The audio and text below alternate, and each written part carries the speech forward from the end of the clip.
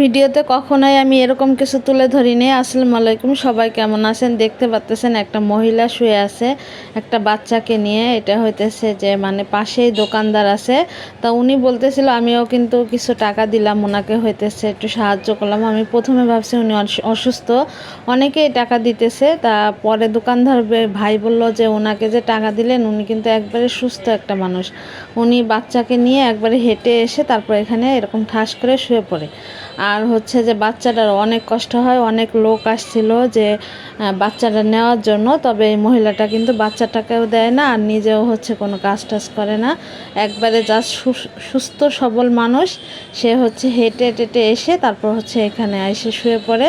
সে বাচ্চাটাও নিতে চাইছে অনেকে, যে বাচ্চাটার ভরণ পোষণের সব দায়িত্ব নিবে, কিন্তু সে বাচ্চাটাকেও দেয় না আবার নিজেও কোনো কাজ করে না।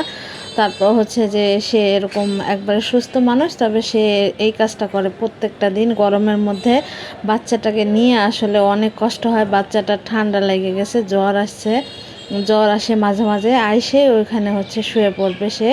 আর নিচে তো ঠান্ডা থাকে, তারপর হচ্ছে উপরে গরম নিচে ঠান্ডা, মানে এই পর্যায়ে হচ্ছে বাচ্চাটা অনেকটাই অসুস্থ।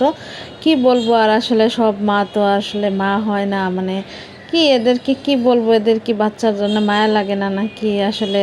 আবার অনেকে আছে বলবেন যে হ্যাঁ তাদের বা ওর বাচ্চা ওর মায়া লাগে না, আপনাদের মায়া লাগে কি করবেন? হ্যাঁ সেটা ঠিক আছে, যে এটা যে আমাদের মায়া লাগে কি করব, তার বাচ্চা তার যদি মায়া না লাগে তাহলে আমরা মায়া লেগে কি করব? তবে অনেক খারাপ লাগতেছে বিষয়টা, যে সে সুস্থ সবল একটা মানুষ, সে কিন্তু চাইলে যে দায়িত্ব নিতে চায় তার বাসায় কাজ করতে পারে বা বাচ্চাটাও বড় হইতে পারে, কিন্তু সে এখানে কি করে, আইসে হচ্ছে বাচ্চাটাকে নিয়ে ঠিক ওইভাবে শুয়ে থাকে। আর হচ্ছে যে মানুষ টাকা দেয়, তারপরে সে সেই টাকা নিয়ে চলে যায়। একবারে সুস্থ মানুষ হাইটে চলে যায়, হাইটে আইসে শুয়ে পড়ে ওরকম। মানে আশেপাশের দোকানদাররা বলতেছিল আর কি, তারা সবসময় যেটা দেখে সেটাই বলে। দেখেন অনেক বৃষ্টি নামতেছে, বাসায় চলে আসছিলাম, এটা হইতেছে আগের দিনের ভিডিও, পরের দিনের সকালের ভিডিও এটা।